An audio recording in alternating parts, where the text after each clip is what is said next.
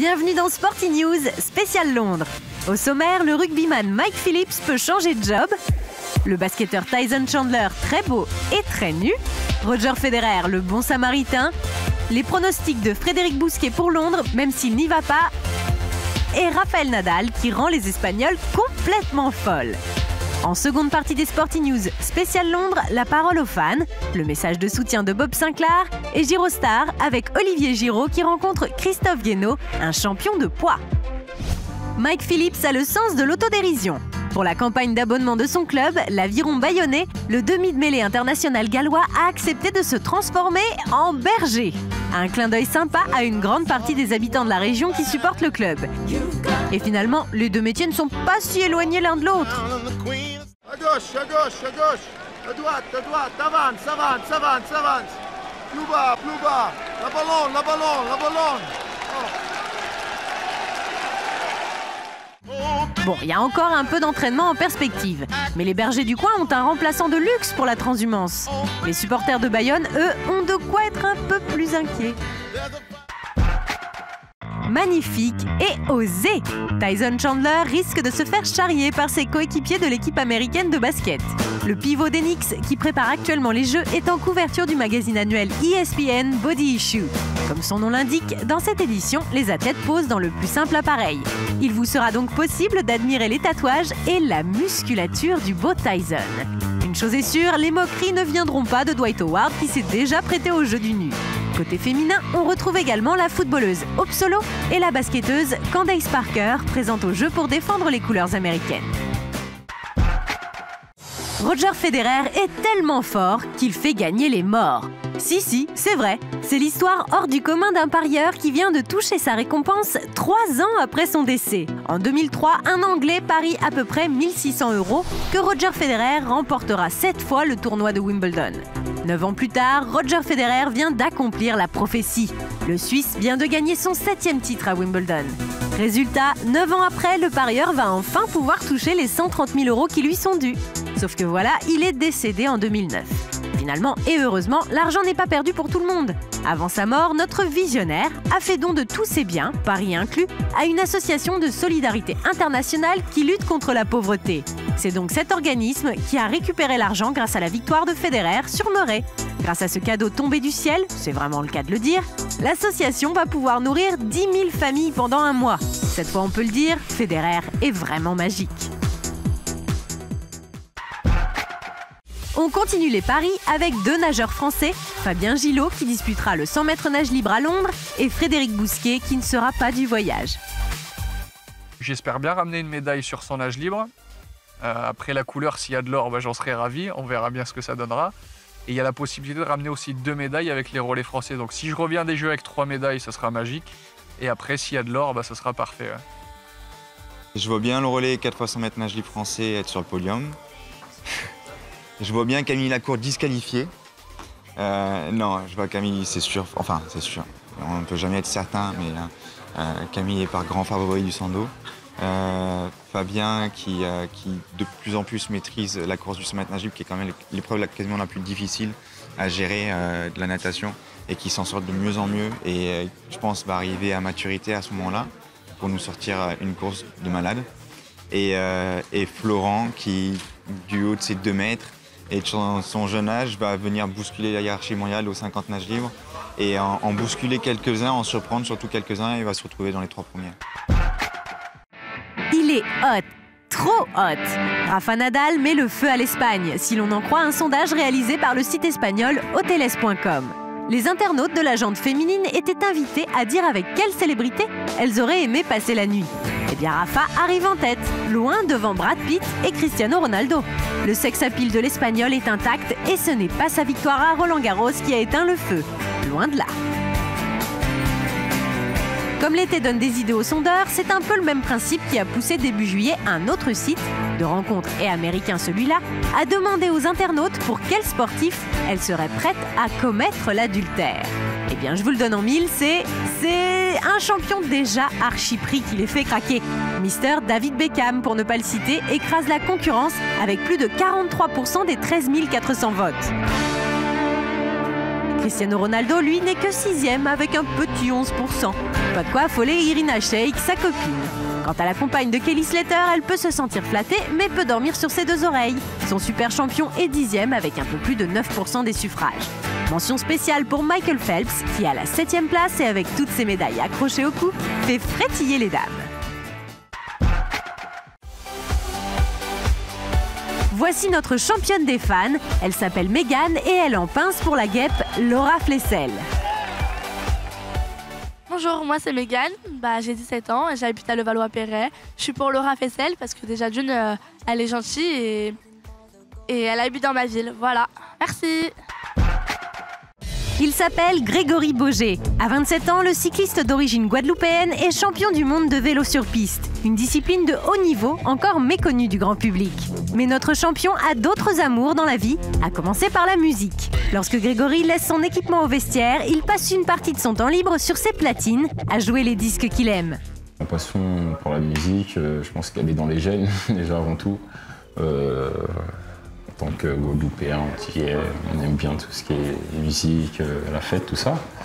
Et en fait, depuis tout petit, je me rappelle avec mes cousins et mes sœurs, dans les chambres, on s'inventait des groupes de musique et puis quand on avait des jouets, on tapait dessus, enfin avec n'importe quoi d'ailleurs pour faire du bruit. Et puis après, j'ai un de mes nombreux cousins qui s'est mis dans la musique. Il avait des platines chez lui, je me rappelle passer quelques week-ends donc à la maison en train d'essayer de mixer moi-même. Et puis ce jour-là, je me suis dit, le jour où j'ai mon chez moi, je m'achète des platines et je fais des soirées pratiquement tous les jours. Et aujourd'hui, Grégory a tout d'un pro. Il s'est acheté le nécessaire pour être le roi de ses soirées. Comme tout, hein, je pense qu'il faut de l'entraînement. C'est vrai que c'est un peu difficile pour moi, je m'entraîne 2 fois par jour et même si des fois je m'autorise un peu à mixer, mais c'est pas assez pour moi et des fois je dois quand même aller me coucher. Mais non, pour l'instant ça reste en parallèle et puis après on verra. C'est vraiment quelque chose qui me libère et quand ça va ou même quand ça va pas bien, je me réfugie là-dedans. Enfant, Grégory s'inventait une vie d'artiste sous les projecteurs. Et quelquefois, en quête d'aventure, le petit Grégory se retrouvait dans la peau d'un tigre. Le tigre, la 2e passion de notre champion qui le fascine toujours autant. Cet amour des félins me vient, je pense que inconsciemment, depuis tout petit, j'ai toujours aimé les animaux, surtout les félins, les lions, les tigres, les léopards et autres. Et je pense que ça s'est développé en grandissant, de par mon sport aussi, et puis ma nature aussi. Pour la chaîne des champions, nous avons amené Grégory au parc de Félin, en région parisienne. Quand il se retrouve dans la cage du lynx, c'est un peu un retour à l'enfance.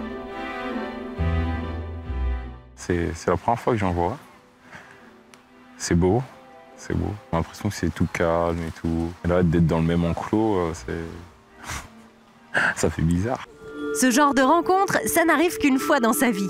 Jamais Grégory n'aurait pensé voir ces animaux de si près. Un peu comme lorsqu'il est devenu champion du monde pour la première fois. Je me rappelle encore mon premier titre de champion du monde en individuel, c'était très fort. À l'image d'un animal sauvage, j'ai hurlé dans toute la piste. Ah ouais, tout ce que j'avais, toutes les forces qui me restaient, j'ai crié pendant 2-3 tours, en faisant le tour d'honneur. Et oui, ça reste un beau souvenir.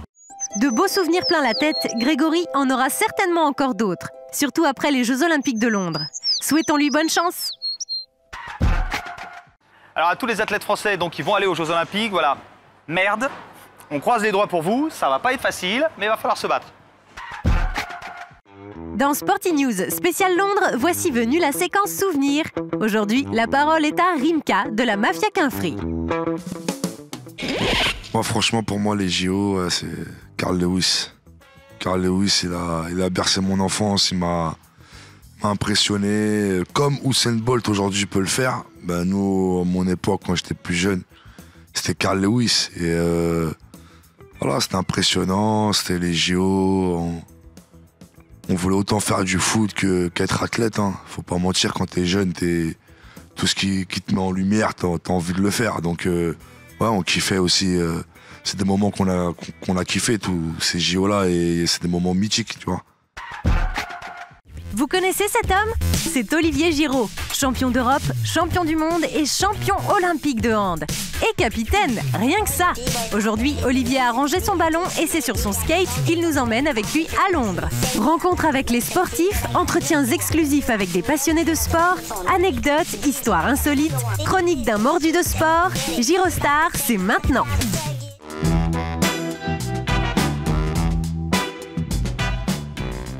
Aujourd'hui, nous allons partir à la rencontre d'un champion de lutte, médaillé de bronze au dernier Jeux de Pékin. Et vous allez voir, à la fin, je vais lui faire une petite prise de lutte. On est en compagnie de Christophe Guénaud. Avant de commencer, je vais te faire écouter un petit son et tu vas me dire si tu sais ce que c'est. Ok.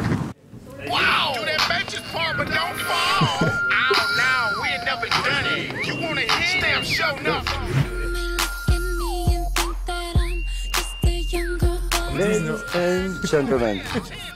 Goodies de Ciara. Bien, bien, bien, bien, c'est pas mal, c'est pas mal. T'es en pleine préparation actuellement. Exactement. Première question, vos objectifs, ce que vous visez pour les Jeux Olympiques? Alors là, comme tu dis, on est en pleine préparation, on est à un mois des Jeux. Donc les objectifs, c'est au moins faire aussi bien qu'à Pékin, voire mieux. Donc on avait fait une or, une bronze. Donc là, bon, 2 or, ça serait magnifique. Hein. Ça serait terrible. Et voilà, 2 médailles, que l'histoire continue. Voilà, la famille Guénaud, voilà, faire parler de notre discipline, la lutte, on n'en parle que tous les 4 ans.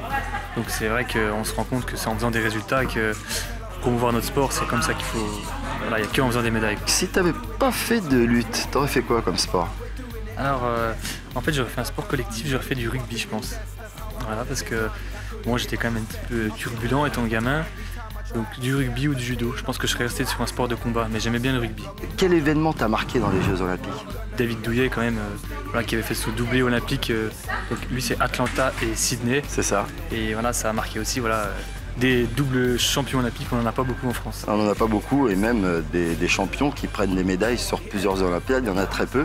Ça va être votre objectif. Je suis persuadé que vous allez aller très loin lors de cette compétition. Qu'est-ce que tu vas nous écouter pendant tous les Jeux Olympiques? Ah, moi, je vais te proposer Section d'assaut.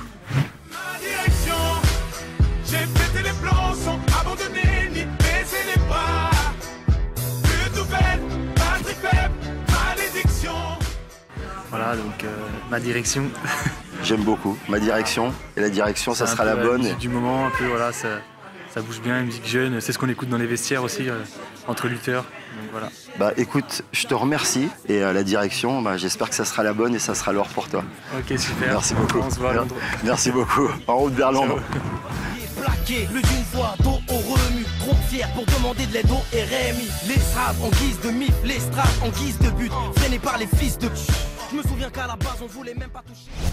Sporty News spécial Londres, c'est fini pour aujourd'hui. On se retrouve demain.